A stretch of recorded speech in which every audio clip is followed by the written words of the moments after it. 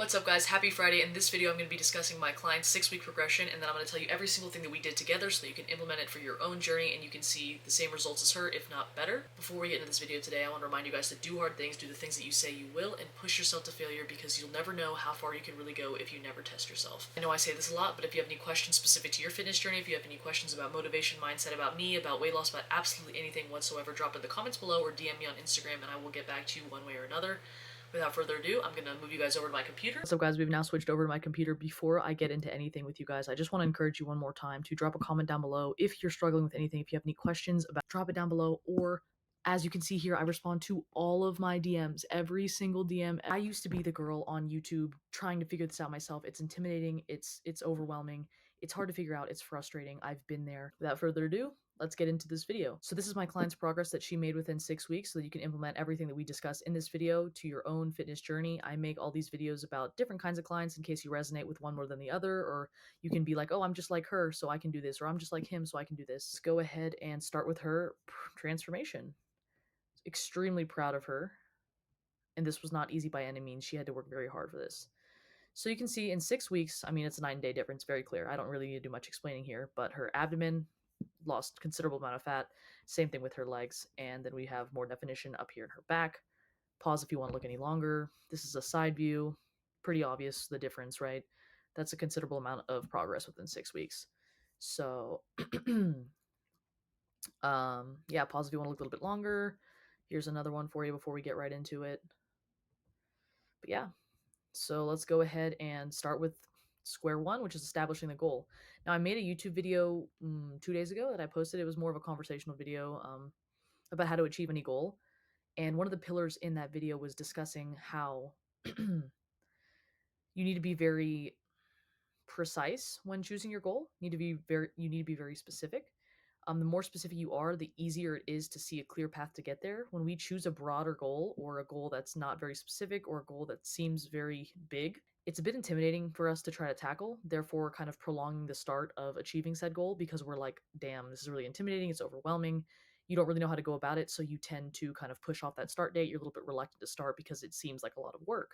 Whereas if you choose a goal where it's very specific, like I want to do a pull-up or I want to lose X amount of pounds in X amount of months, it gives you more metrics to break it down so that you can kind of take actionable steps in certain chunks of time instead of just being like, I have this goal and it's this big broad goal and I need to get there by who knows when. Her goal here within 3 to 6 months is lose about 20 plus pounds, attain the weight loss, and build her dream physique, right? So many people say they want to lose weight. In reality, all you guys want the same thing. You want losing weight is as simple as eating less, but if you just eat less, you're just going to look like a smaller version of yourself, and that's not what you want. I know you guys want your dream physique. You want to look like you lift, you want to look lean, you want to look toned, you want to look muscular, right?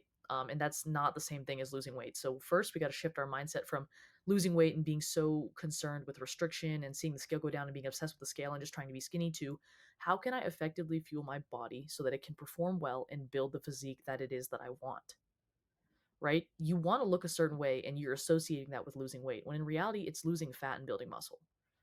So we establish our goal here, then we hop into set habits.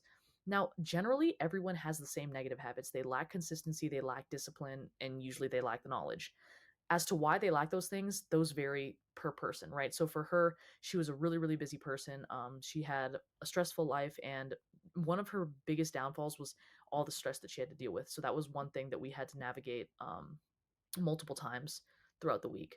Other people may be like they have a really, really busy job, so they don't have enough time, or they struggle with certain eating habits, or they are struggling with getting to the gym, consistency, whatever it may be, for whatever reason. It can literally get so specific to their lifestyle. It really just depends. But this phase is where you're going to look at your bad habits. Like, what do you know that you do that's keeping you stuck, right? If you were to just look at what you're doing, you could easily be like, okay, this is why I feel this way. Right, or, this is probably something I shouldn't be doing, but sometimes we don't want to face it. So in this phase, this is where we face those things. Like, okay, probably shouldn't be skipping the gym as much as I do. Probably shouldn't be going off plan as much as I do. But then we also acknowledge our good habits. So hers were, when I told her to do something, execution was on point. When she had the knowledge and the information and the structure to do what needed to be done, she was like, you couldn't. She was relentless, right? Tunnel vision. So you need to be able to identify your good habits too. So yes, you have these bad habits where when you get stressed, you binge eat, or when you get stressed about time, you just skip instead of trying to work it around your schedule. You need to work on deconstructing that and be like, okay, take a couple steps back from the decision and be like, okay, I got stressed, I skipped a workout. Why? Or, I binge when I get stressed. So, in order to fix that, I have to sit with my emotions and understand how to handle it without needing to run to food or something else to kind of make me happy and put me at ease. That really just leads us into deconstructing the bad habits, so the ones that I just listed, and then rewarding slash propelling the good ones forward. So the good things that you do, build on those, and then the bad ones, sit there, understand your feelings and the mentality behind it, because 99% of the time it is a mental flaw. It is an issue that you have up here that you need to face or you need to fix in order to move past it. After we figure out and navigate the habits, we get into implementation. So, for building your dream physique or overall bettering your health, wellness, all that stuff is going to require some form of resistance training or strength training, and then a nutrition structure, as well as making sure that sleep, stress levels, water, everything is intact. This can look different for everybody, right? Sometimes I can give everyone all their plans, like get this many hours of sleep, drink this much water, do this when you're stressed, or let's figure out a stress protocol, and then here's your nutrition, here's your training, here's your cardio. I give it to them day one, they're on point, and they're no questions asked, boom. Other people, they have really busy lives, they already struggle with discipline and consistency and all this stuff. So maybe week one, we try to get like 70% accuracy. Week two, we're at 80. Week three, depending on how long it takes, it can be slower or faster, depending on how bad the person wants it, depending on the kind of person they are, depending on their lifestyle, so many different things. But sometimes when you're having trouble implementing things, I recommend using habit stacking. So maybe week one, you do 2 out of the 5 habits, and then week two, you do 3 out of the 5, and then, week four, you do 4 out of the 5, and then so on and so forth, right? So when we're going through this process of implementation, we got to figure out, okay, was this person consistent? So if you're lacking with consistency, I recommend using the habit stacking. So we go into the were they consistent? So I'm going to apply this to her. So let's say if she wasn't consistent, we'd go to no, and then we'd be like, okay, what is the reason? Now, this reason can fall into 2 different categories. Either it's a change that can be made, something like a dietary restriction, she's having trouble digesting this isn't sitting well, she doesn't like certain fruit or certain choice, or she doesn't like certain exercise choice that can be easily substituted. Boom, bam, we make the change, she's on her way. Or it's a lack of discipline, right? Do we need to sit down and have a talk together and be like, look, you need to lock in. Like, if this was easy, you wouldn't be watching this video. If this was easy, you would have your dream physique. If this was easy, I mean, you wouldn't be having a conversation right now. So that leads us to what I just said, basically lack of discipline, or is an actual change that I can make to make things easy for you. Um, that will lead us to either having a conversation about a substitution I can make, or hey, you need to lock in, a real heart to heart. And I mean it out of love. Like, at times it may be harsh. I may seem very matter of fact. I may seem a little bit serious, but it is all out of love. It's all because I want you guys to reach your dream physique. I want you guys to reach your goals, and that requires me to push you sometimes. Like, so after that, that'll lead us to back to where they consistent. Now, sometimes depending on the person, they'll go through this cycle maybe once or twice. Usually, after we have the getting shit done talk, they're set straight. They're good. So after were they consistent, and then we go to yes, then we can move forward. So if you're struggling here with the consistency part and you keep finding yourself saying no, figure out what it is that you're not consistent with, right? Is it a change that you can make to make it easier for you so you're not suffering? Like, are you programming foods that you hate because you're under the impression that they're healthier? Or what, like, do you not like your meal plan? Are you structuring training that you don't like? Because at the end of the day, the most optimal thing for you to program is what you're going to stick to, because none of this works without consistency. You may see on the internet that this is the best exercise, this is the best one is the one that you're going to stick to, right? And if you need to push yourself, look in the mirror, remember how it felt, remember why you started. Sometimes it helps at the beginning of your fitness journey to write it down, or put it somewhere where you can see the reason why you're starting. And anytime you feel like giving up, just look back to that or remember the reason why behind it. You're doing this without a coach. You have to kind of be your biggest fan, and sometimes, not even sometimes, a lot of the time, most of the time, 99% of the time, there's not going to be anyone in your corner rooting for you, right? You're not always going to have eyes on you, and that is when it counts the most. That is when it's going to count, because that's going to be the hardest time to keep going forward, when there's no one cheering you on and nobody helping you. Remember that you have goals that you want to reach, and your actions should not reflect the way that you feel or the fact that you're struggling or anything like that, but rather the end destination, the end goal, right? You're going to feel a million different things. You're going to feel tons of different emotions. Those should not affect your actions, because your actions are leading you towards your goals. And you will not get there if you let emotions get in the way. So if you're having trouble locking in, remember those things, or go watch some of my motivational videos. They're all on my channel. So once she was consistent, we could move on to the fat loss phase. So what the fat loss phase looks like. So I broke it into three things here, which we will discuss now. So let's go ahead and head into, we'll go to cardio first. So cardio does not have to be miserable, right? I talk to a lot of people and they like run miles or they do this hit cardio. Unless that is like your favorite thing in the world, now prolonged high intensity cardio is not good for muscle growth. If anything, it's adverse. And if you are mainly concerned with building your dream physique and building muscle, then I would stick to just your preferred form of cardio and do moderate intensity, steady state, depending on how much fat you have to lose, right? The more fat you have to lose, the more cardio I would implement. So long as nutrition is paired accordingly. And it can be your preferred form of cardio. If you hate the Stairmaster, do the treadmill. If you hate the treadmill, do the bike. If you hate the bike, do the assault runner, whatever you want to do, right? And just make sure that it's whatever your heart rate range is for your either your steady state or your moderate state, just make sure that you're in that range and you stick to cardio, don't skip it. It's going to be not only good for fat loss, but for heart health. Like I said, it's dependent on how much fat that needs to be lost in your lifestyle. Are you already a super active person? Do you hit a daily step count? If you hit a daily step count, that can be your form of cardio. You can have just a step goal depending, again, on how much fat you have to lose. If you're skinny fat, you can play around more with cardio and you may not have to implement as much. Whereas if you're considerably like overweight, you might have to do like 20 to 30 minutes post workout. It's really, really dependent on you. But what I can tell you is those are just some ideas that you can play around with, right? So, Stairmaster, treadmill, step count, bike, outdoor walks, swimming, whatever it may be. Um, you can implement any of those in there. Now let's get right into training. The most important thing with training is intensity as well as progressive overload. Now, a lot of the things that I've noticed you guys do is not having any structure. So with her, she would go to the gym and she would just not really have a plan. Like I'd be like, "What would you do?" And she would just be like, "Oh, I just kind of go, but I don't really know what to do. I don't really like." She didn't know what to do, had no structure or anything like that. So it was really easy to just implement structure, right? It wasn't like she already had a training plan or anything like that. She had nothing. So it was pretty much just here's your split. You're going to follow this. Keep everything you can the same so we can actually track if you're having progressive overload. If you go from doing dumbbell lateral raises with 20s and then you go to the cable machine and you're doing like level 5 or whatever, they're different, right? So it sounds negligible, but the things that you keep the same and the small things that you keep track of will compound over time and yield more results. So we want to be as efficient as possible with training to save any frustration. So making sure we're implementing progressive overload. Each week, are you increasing in reps or are you increasing in weight? That's how we can track if you're getting stronger and if you're building muscle. And then implementing structure. Each week, are you hitting the same exercises, the same movements, the same days, all that stuff, making sure everything is consistent as possible. Intensity, making sure you're training within 0 to 3 reps of failure, right? I'm not saying every set needs to be the hardest set of your life and you need to be damn near dying on the bench. 0 to 3 reps of failure. It does not have to be to failure every single time. And then, of course, if they had any questions, any issues, or anything like that, form checks, making sure technique was on point, making sure that they were doing all the things necessary. If I saw anything lacking or anything like that, just being in contact with them and keeping and consistently asking, "How's training going? How's everything?" This is done through weekly check-ins. Just so if you're doing this for yourself, you want to make sure that you're implementing progressive overload. So each week, are you seeing progress, whether it be with the weight you put up or the amount of reps you put out?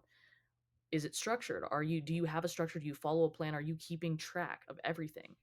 You can't just walk into the gym and do whatever. The more structure you implement, the more progress you're going to see. What you track is what you improve. So I recommend sitting down, writing out a split, what you're going to hit on what days of the week, what machine, what exercise, whatever, and keeping all those as similar as possible, if not the same, every single week. That way you can track if the weight changes, an increase in reps or an increase in weight, you can know that it's from muscle growth and not because you used a different machine or because you used a different variation and it happened to be easier for you to lift more weight or whatever. Um, Making sure you're training within 0 to 3 reps of failure. Not every set has to be your absolute like death set, right? Getting to the point where it is difficult. This you can even implement isometric holds, slow the eccentric down. You can do drop sets or rest pause sets. Really, so many things that you can do here to make sure intensity is at the forefront. And you know when it feels difficult, and you know when you're cheating yourself. So be cognizant of that and stop letting yourself off the hook. I made a post the other day, and it's the person that has the physique that you want holds themselves to quite the high standard, which you will have to do to yourself. No one else can push you as hard as you can because you're the only one who truly knows when you're failing, right? So hold yourself to a higher standard, hold yourself accountable, and stop letting yourself off the hook.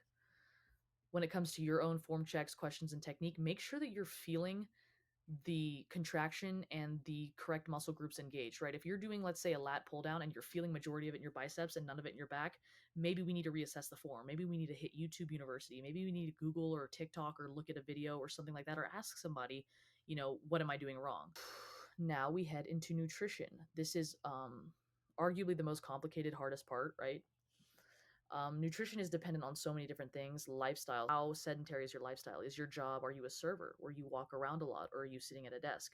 Her job was pretty busy. She was pretty active. I know she did Pilates and worked a lot. So she had a lot. She had a very high total daily energy expenditure, right? So she was moving a lot. She was not sedentary. Whereas if she had been sitting at a desk, her nutrition might have been structured a little bit differently. How you structure your nutrition is dependent on how active you are. When it comes to your maintenance or your caloric goals or whatever, you can use the TDEE calculator online. Now that's a range, so don't hold it up on a pedestal like this is my maintenance. It is something you're probably going to have to tweak and play around with a little bit, but it's going to give you a general range of what your estimated maintenance would be, and then you're going to go ahead and put yourself in a deficit, because if you are in a fat loss phase, whether you're skinny fat, overweight, or whatever, you'll have to be in a deficit to lose fat one way or another. In order to lose that fat, put yourself in a deficit. I recommend a moderate deficit depending on how overweight you are. I recommend if you're like skinny fat, maybe 1 to 200 calories, maybe even 300 under your maintenance, depending on how skinny fat you are and how much fat you have to lose. I never recommend a steep deficit. I wouldn't push past 500 calories under your maintenance. It really just depends on how much fat that you have to lose, right? And how patient you are. The more patient you are, the more muscle mass you're going to preserve in the process. And then we get into food preferences or restrictions. Do you have things that you struggle digesting? Some things that don't sit well? Do you have any like allergies or anything like that?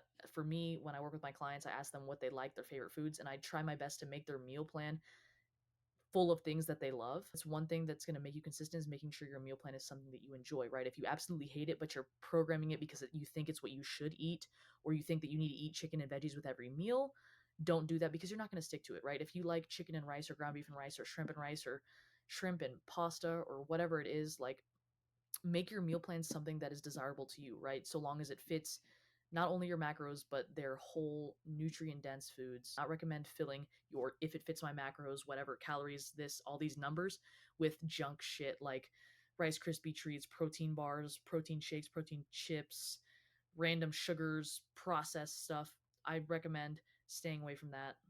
I'm not saying that you can't incorporate your favorite things every now and again, but you want your nutrition plan to, yes, hit your macronutrient goals, but also your micronutrient goals. So making sure that we choose whole micronutrient dense food sources to not only make sure that we have the best physique possible, but also the best mindset possible and the best overall health. And then another thing you have to look at with nutrition is your relationships with food, right? Are you a binge eater? Do you struggle when you get stressed, when you feel certain emotions? What is your relationship with food? It's really dependent on the person. If you're a binger, then it may be hard for you to incorporate your favorite foods without triggering a binge, or sometimes incorporating your favorite foods may help you from binging. It really just depends. That's just an example that I'm throwing out there, so take it with a grain of salt. Like, there's so many different things that you can do with this specific part of nutrition, right? Everyone has different triggers that affect their relationship with food or affect their eating habits. So that's something that's going to be very specific to you. The best thing that I can recommend for navigating that is finding out the emotional triggers behind it, right? There's something in your life that you're feeling, experiencing, or going through that is causing you to have those habits and is causing you to have that relationship with food. So you need to be able to navigate that and address that. So what you need to do is look at those habits that you have and figure out what they are. Once you figure out what they are, take a couple steps back and figure out where they're coming from, right? So, for example, when I would binge, I would generally binge because I got stressed or I was dealing with a unpleasant emotion, right? But I didn't figure that out at first. I never understood it. I would just be like, oh, I just binge eat. I never knew why until I was like, okay, I just binged right now. Why? Okay, what happened 5 minutes ago? Okay, this happened. Okay, this made me feel this. That's how I figured it out. I sat there and I was like, okay, this is like, I identified that this was my relationship with food. This was a bad eating habit that I had. And then I sat there and I was like, okay, where is this coming from? I took a couple steps back from the actual action. I was able to figure out why. Okay, so you might have to sit with yourself and figure out what's going on and what's causing you to do it, because your relationship with food and your eating habits, like for example binging, is not hunger. Like, you're not eating out of hunger, you're eating for some other reason to make you happy, to put you at ease from an unpleasant emotion, or you're not able to handle something mentally. You need to be able to figure that out. If you have any trouble with binging, or if you have any trouble with your relationship with food or any other eating habits, like I said, DM me on Instagram, drop a comment down below, and I will do everything I can to give you the best information possible to navigate that. After that, implementing structure. So my best recommendation for if you're starting if you're starting on your fitness journey or your weight loss journey or whatever, is building a meal plan around those macros that I referenced in the TDEE once you've played around with it and figured out what deficit you're going to be in and all that. After that, build a meal plan that you're going to follow every single day. And then whenever you need variety, you can make substitutions, but build that meal plan around whole nutrient dense foods, right? So let's say in the morning you have pre workout, you have some egg whites, a little bit of fruit, and oatmeal. And then you go work out. And then after your workout, you have a protein shake, a little bit of chicken, and some potatoes or some sweet potatoes or some rice and some veggies, something like that, whatever. And then after that, for dinner, you have steak, ground beef, a fattier meat source with some veggies or something like that. Um, so build a meal plan like that that you follow every single day. But let's say, on a random Friday, you want a Rice Krispie treat or you want to throw in something special that day or you want to have a little treat, right? It's not an everyday thing that you have these processed foods or anything like that, but you still incorporate them. But for the most part, you have a good structure that you follow every single day. And then whenever you need variety, you can just throw a substitution in there. All right. So I'm pretty sure I addressed everything with those 3 things. Now, this goes all to say that none of it will matter without the mindset. All that information that I just gave you means jack shit if your mindset's not there. Okay? If you don't have the ability to control yourself, stay disciplined, master yourself mentally, you will not be able to stick to half the shit I just told you. And all the stuff that I gave you here are actionable steps you can take towards your dream physique, but they do not matter if you don't get in control of you, right? What I tell you to eat, what I tell you to do, what I tell you to do with training, cardio, all this stuff, and doing all this shit right here is not going to matter if you can't even get yourself to do it, right? The act of building your dream physique is, yes, it's as simple as nutrition, training, and all that stuff, but you will change as a person because it's not easy to stick to that stuff, right? The person you are now that is overweight is not going to be the same person that has that dream physique. Like I said earlier in the video, the person that has that dream physique, that has that body, that has that dream job, that dream career, all those things, holds themselves to a much higher standard, right? They are a different person than when they were at rock bottom or overweight or whatever, right? And in the process of doing all those things I just lined out for you, you change mentally, and you have to be able to understand that. At first, when you're in the first phases of implementation and setting habits, you're not going to be as disciplined as you probably like, right? You're going to fail, but what's important is that you get up and that you're okay with not being the best. Like, you think that you just start your fitness journey and all of a sudden you're the most disciplined motherfucker on the planet? No, you're not. You have to be okay with that. You have to not let that get you down, right? You're going to fall down. You're going to make a mistake on your nutrition. Now you can do either one of 2 things when you fuck up on nutrition, training, or whatever. You can keep letting it spiral from a 1 mistake to 2 mistakes to next thing you know you've been off for a week, for a month, and then next thing you know you've given up. Or you can be like, hey, I made a mistake, take it on the chin, get up, move forward, and keep going.